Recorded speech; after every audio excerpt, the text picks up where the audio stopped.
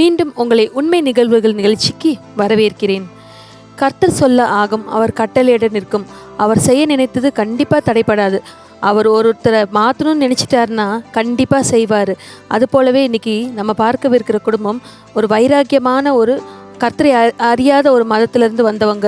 அவங்கள எப்படி கர்த்தர் வந்து மாற்றினார், அவர் எப்படி ரட்சிக்கப்பட்டார், அதுக்கப்புறம் அவர் பிள்ளையும் சரி அவர் மனைவியும் சரி எப்படி கர்த்தருக்குள்ளே கொண்டு வந்தாருன்னு சொல்லிட்டு ஒரு வைராக்கியமான ஒரு சாட்சியை நம்மகிட்ட பகிர்ந்துருக்க வந்திருக்கிறாங்க. அப்படிப்பட்ட வைராக்கியமான குடும்பத்தை நம்ம சந்திக்கலாமா?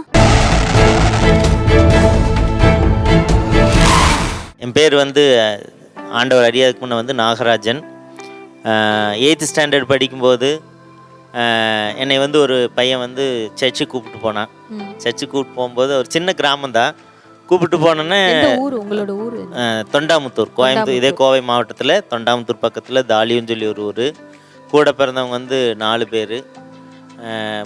நான் அதாவது ஆண்கள் 4 பேர், பொண்ணு 1. நான் மொத்தம் 5 பேர். அதில் நான் வந்து 2வது பையன். அப்போது என்னை அந்த ஆலயத்துக்கு கூப்பிட்டு போகும்போது ஒரு சின்ன ஆலயம் அது. அப்போது ஞாயிற்றுக்கிழமை நான் போய் ஆராதனை அட்டன் பண்ணேன். அது வரைக்கும் எனக்கு தெரியாது ஒன்றுன்னு, ஒரு இயேசுன்னு என்னன்னே தெரியாது. ஆனால் அந்த சின்ன வயசில் போய் உட்காந்து அவங்கெல்லாம் கைதட்டியெல்லாம் பாடிட்டு இருந்தாங்க. நமக்கு ஒரே தூக்கம் வந்துருச்சு. என்னடா இது இருக்கிறது ஞாயிற்றுக்கிழமை ஒரு நாள், இதில் கொண்டாந்து உள்ளுக்கார வச்சுட்டாங்களே அப்படின்னு சொல்லிட்டு நான் வெளியே வரும்போது திட்டிகிட்டே வந்தேன். இனிமேலெல்லாம் இங்கே என்னை கூப்பிட்டு வரக்கூடாது அப்படின்னு சொல்லி திட்டிகிட்டே வந்தேன். ஆனால் ஆண்டவர் அன்னைக்கே தொட ஆரம்பித்தார். அன்னைக்கு ஆண்டவர் தொட்ட ஆண்டவர் ஒவ்வொரு நொடியும் பாதுகாத்து வழி 8th ஸ்டாண்டர்ட் படிக்கும் போதே ஆண்டவர் உங்களை தெரிஞ்செடுத்திருக்கிறார். அந்த தேவனுக்கு ஸ்தோத்திரம். சரி, உங்கள் திருமண வாழ்க்கையை பற்றி சொல்லுங்கள். திருமண வாழ்க்கை வந்து அதான் நான் ஒர்க் பண்ணிட்டு இருந்த இடத்துல மனைவியை பார்த்தேன், ரொம்ப பிடிச்சிருந்தது. அப்போது நான் வந்து அவங்கள திருமணம் பண்ணிட்டேன். ரொம்ப அழகான மனைவி. சரி, அவங்கள்ட்ட பேசுவோம். சொல்லுங்கம்மா, உங்களோட சிறு பருவம், உங்களோட வாழ்க்கையை பற்றி சொல்லுங்கள். எங்கள் ஊர் வந்து இதே ஊர் தான். நாங்கள் ஒரு தம்பி ஒரு தங்கச்சி. ரொம்ப கஷ்டப்பட்டு தான் படித்தோம். 10th படித்து முடித்த உடனே படிக்க ஒரு இது இருந்தாலும் என் வீட்டு சூழ்நிலைக்காக நான் வேலைக்கு போக வேண்டியதாயிருச்சு. வேலைக்கு போகிற இடத்துல தான் இவரை சந்திக்கவும் கல்யாணம் பண்ணிட்டோம் 2 பேரும். ரொம்ப கஷ்டப்பட்டோம். அம்மா அப்பாவோட சம்மதம்தான், இருந்தாலும் பணம் காசுன்ற இதில் ரொம்ப எந்த ஒரு உதவியும் கிடையாது. அப்போ இவர் சர்ச்சுக்கு வந்துட்டுருப்பார். நான் அவர் கூட சண்டை பிடிப்பேன். என்ன நீங்கள் சர்ச்சுக்கு போயிட்டுருக்கீங்க அப்படின்னு சொல்லி சண்டை பிடிப்பேன். அப்போ அவர் வந்துட்டு அதெல்லாம் இது இல்லை, அவர் வந்து என்னோடய பேச்சு கேட்க மாட்டார். அவர் சர்ச்சு தான் ஃபஸ்ட்டு. அப்போ உங்களுக்கு ஆண்டவருடைய அன்பை பற்றி தெரியாது. சர்ச்சு தான் ஃபஸ்ட்டு அவருக்கு. அப்புறமேல தான் நான் அப்படிங்கிற மாதிரி தான் இருப்பார். எவ்வளவோ சொல்லி பார்த்தேன், இதாகலை. அப்புறம் அவருக்குள்ளே ஒரு நிறைய சேஞ்சஸ் கிடச்சிது. அப்புறம் எனக்கே ஒரு நம்பிக்கை வந்துருச்சு. அப்புறம் ரொம்ப கஷ்டப்பட்டோம். எங்கள் வீட்டுக்கார் வந்து டிரைவராக இருந்தவர். என்னை கல்யாணம் பண்ணதுக்கப்புறம் ஒரு டிரைவர் தொழிலில் இருந்தால் மனைவிக்கு ஒரு சேஃப்டி கிடையாது அப்படின்னு சொல்லிட்டு தள்ளு வண்டியில் தான் வியாபாரம் பண்ணிகிட்டு இருந்தார். அப்போ எங்கள் சொந்தக்காரங்கள்லாம் சொல்லுவாங்க, இதில் என்ன இருக்க போகுது, எங்கள் வீட்டில் கொஞ்சம் எங்கள் வீட்டில் தான் கொஞ்சம் கஷ்டம், ஆனால் எங்கள் வீட்டில் இருக்கிறவங்க சொந்த பந்தம்லாம் நல்லா வசதியானவங்க, இதில் என்ன போய் கிடைக்க போகுது அப்படின்னு எங்களை ஏளனமாக பேச ஆரம்பித்தாங்க. அந்த வைராக்கியம் அப்புறம் அதே வைராக்கியமாக மாறவும் ஒவ்வொன்றா படிப்படியாக ரொம்ப கஷ்டப்பட்டு முன்னுக்கு வந்தோம். அவங்க அம்மா அப்பா வீட்லேயும் எந்த உதவியும் கிடையாது, எங்கள் அம்மா அப்பா வீட்லேயும் எந்த உதவியும் கிடையாது. முதல்ல கடவுள், 2வது பிரதர் பண்ணுற ப்ரேயில் நாங்கள் ரொம்ப ஓரளவுக்கு நாங்கள் முன்னுக்கு வந்துட்டோம். ரொம்ப கஷ்டப்பட்டோம். ஒரு 200 ரூபா கொண்டு தருவார், அதுலேயே நாங்கள் மிச்சப்படுத்தோம். ஒரு ஸ்பூனும் கூட எனக்குன்னு சொந்தம் இல்லை ஒரு காலத்தில். அப்புறம் எங்கள் மாமியார் வீட்டில் போய் இருந்தோம் தொண்டாமுத்தூரில். ஒரு பாத்திரம் இருக்காது, ஒரு 4-5 பாத்திரம்லாம் வச்சு ஃபேமிலி ரன் பண்ணோம். அதுக்கப்புறம் தொண்டாமுத்தூர்லேருந்து காந்திபுரத்துக்கு வந்தோம். காந்திபுரத்துக்கு வரும்போது ஒரு சின்ன ஆட்டால தான் எங்கள் வீட்டு சாமானம் இருந்தது.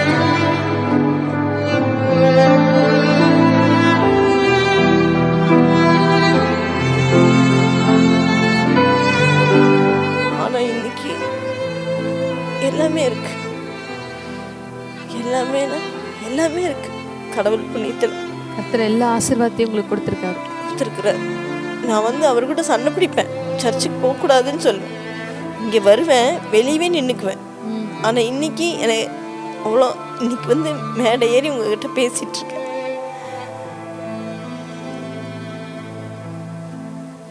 அப்புறம் எனக்கு 2-3 வருஷம் குழந்தை இல்லாமல் இருந்தது. அம்மா அப்பாங்களாம் விட்ட சாபம். அப்புறம் குழந்தையாச்சு. எனக்கு இதே ஜீசஸ் தான் கும்பிட்டேன். அப்போ குழந்தை வேணும்னு குழந்தையாச்சு. எனக்கு ஒரே பொண்ணு தான். எனக்கு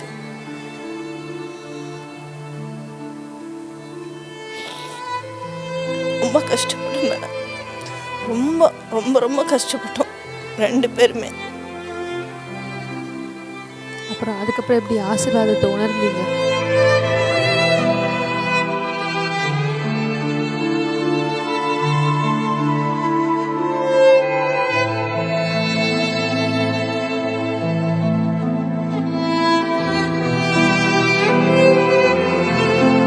அப்புறம் நான் இங்கே சர்ச்சுக்கு வந்துட்டுருப்பேன். வந்துட்டு இருக்கும்போது எல்லாரும் ஒரு இது மாதிரி பண்ணுவாங்க. எனக்கு அவங்கள பார்த்தா பயம் ஆகும். அவங்க அப்படியே குதிப்பாங்க. அதெல்லாம் பார்க்கும்போது எனக்கு ரொம்ப பயமாக இருக்கும். இவர்கிட்டயே நான் சொல்வேன், போய் பக்கத்தில் நின்றுக்குவேன். இவர் பக்கத்தில் பயமாக இருக்கும். ஃபுல் நைட் ப்ரேயரெல்லாம் வருவோம். பாப்பாவையும் தூக்கிட்டு வருவேன். வரும்போதெல்லாம் ரொம்ப பயமாக இருக்கும். ஆனால் இன்றைக்கி அதெல்லாம் நினைக்கும் போது ரொம்ப கஷ்டமாக இருக்குது. ஏன் அப்படி பயந்தேன் அப்படின்னு. ஒவ்வொன்றா படிப்படியாக ரொம்ப கஷ்டப்பட்டு தான் முன்னுக்கு வந்தோம். நகை சேர்த்தணும், அப்புறமேல இடம் வாங்கணும். ரொம்ப கஷ்டப்பட்டு இடம் வாங்கணும். நான் செக்யூரிட்டியெல்லாம் வேலைக்கு போயிருக்கேன். அந்த இடம் வாங்கினதுக்கப்புறம் என் பிள்ளையை விட்டுட்டு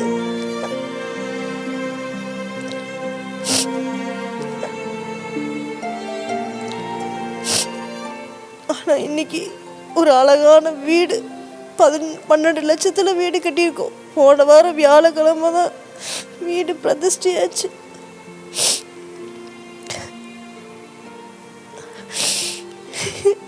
எங்கள் சொந்த பந்தம் முன்னாடி இன்னைக்கு தலை நிமிர்ந்து நிற்கிறோம். எல்லாமே கடவுள் தான். எங்கள் வீட்டுக்கார் இந்த ஊழியத்துக்கு வந்தனால தான் நாங்கள் இந்த அளவுக்கு வர முடிச்சது.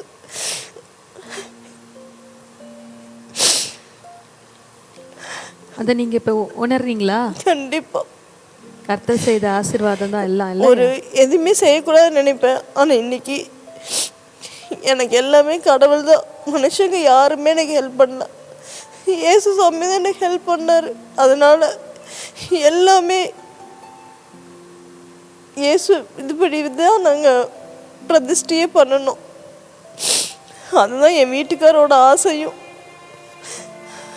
அவர் சொல்லுவார் அடிக்கடி, நான் இல்லைனாலும் என் சொந்த யாருக்கிட்டே போய் நிற்கக்கூடாது.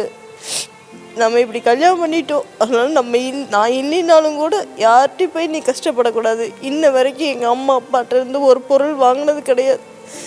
ஒரு டம்ளர் கூட வாங்கினது கிடையாது அம்மா அப்பாட்டிருந்து. எல்லாமே இவர் செஞ்சு கொடுத்தது தான் எனக்கு.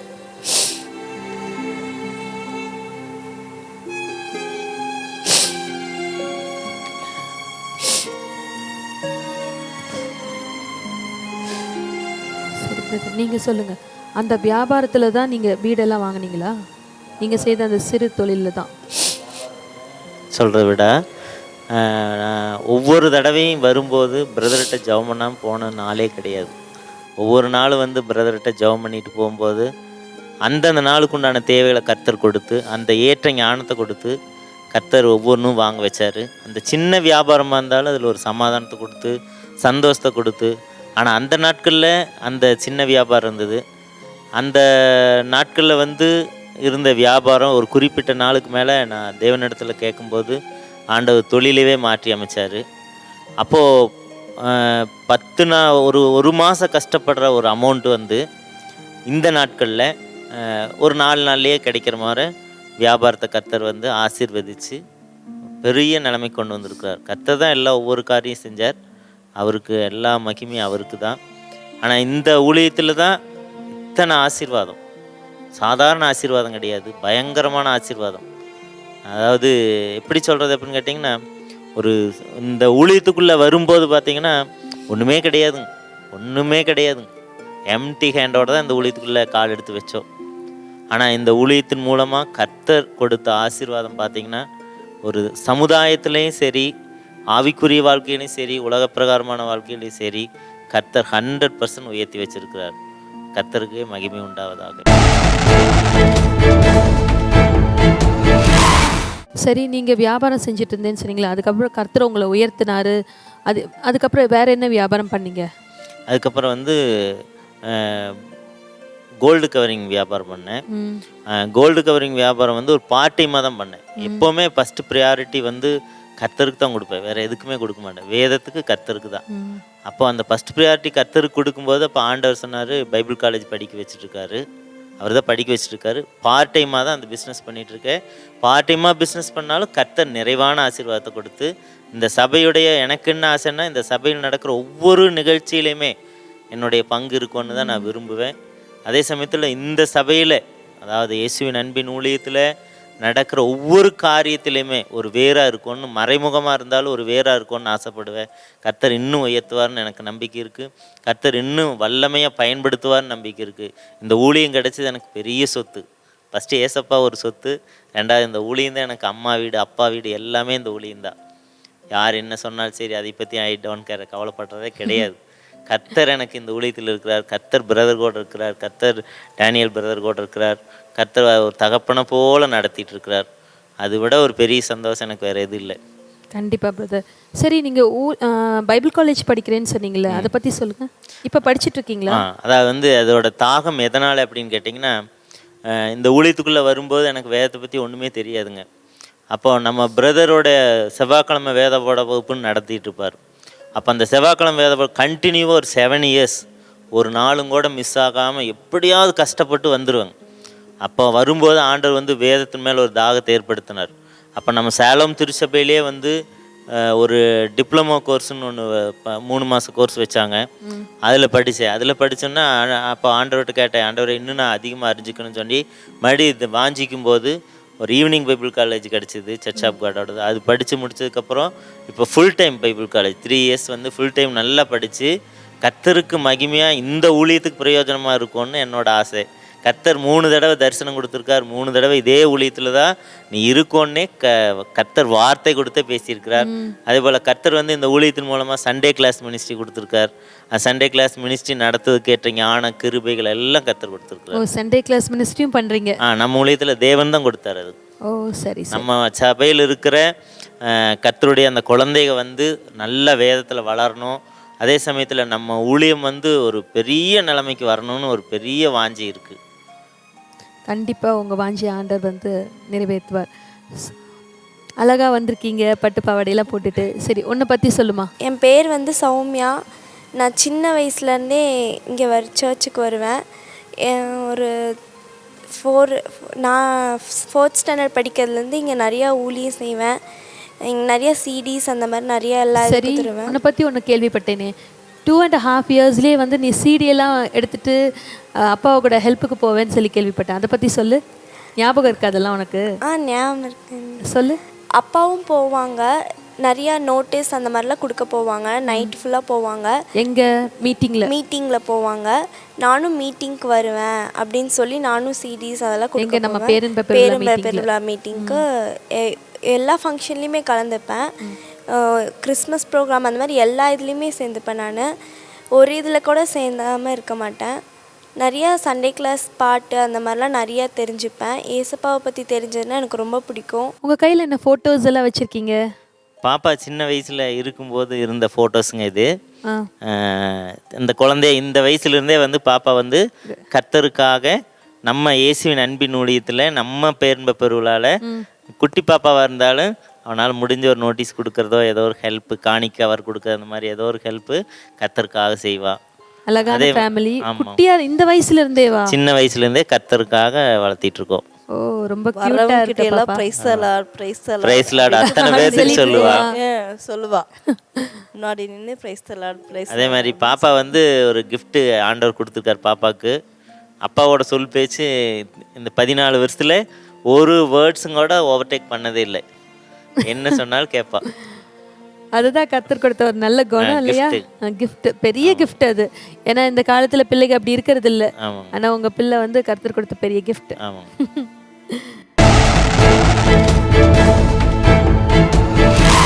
எங்கள் பாப்பா வந்து பிறக்கிறது 2-3 வருஷம் கழிச்சு தான் எனக்கு குழந்த பிறந்தது. பிறக்கிறதுக்கு ரொம்ப ரொம்ப கஷ்டப்பட்டோம். இந்த குழந்த பிறக்கிறதுக்கு ஆப்ரேஷன் தேட்டரெல்லாம் ரெடி பண்ணிட்டாங்க.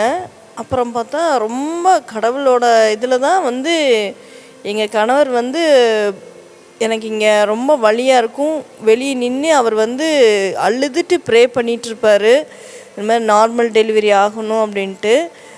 ஒரு ஆப்ரேஷன் தேட்டரெல்லாம் அரேஞ்ச்மெண்ட் பண்ணிட்டாங்க. இப்போ இவர் ப்ரே பண்ண இதில் தான் எனக்கு நார்மல் டெலிவரி ஆனது. ஃபஸ்ட்டு என் நார்மல் டெலிவரி ஆச்சு. அப்புறம் வளர வளர அப்போல்லாம் அவங்க அப்பாவுக்கு வந்து குழந்த ரொம்ப பிடிக்கும், ஆனால் இப்படி தான் இது பண்ணணும் அப்படின்றது தெரியாது அவருக்கு. அப்புறம் கொஞ்சம் நாளாக பாப்பா ரொம்ப இஷ்டமாயிடுச்சு அவருக்கு. அப்புறம் நல்லா சின்னதுலேயே நல்ல அறிவாக இருப்பாள். பைபிள் படிக்கிறது, அவங்க அப்பா கூடயே தான் நடப்பாள். சர்ச்சுக்காக நானும் வரேன் அப்படின்பா. நான் வந்து சொல்லுவேன், வேண்டாம்மா அம்மா கிட்ட இரு அப்படின்னு. இல்லை மம்மி நான் டேடி கூட தான் போவேன் அப்படின்ட்டு வந்துடுவா. வந்து சின்னதுலேருந்து ஊழியம் பண்ணுவாள். இங்கே அன்பின் ஊழியத்தில் ஊழியம் பண்ணுவாள், எல்லாமே செய்வாள். பிரதருக்கெல்லாம் நல்லா தெரியும், பிடிக்கும். அப்புறம்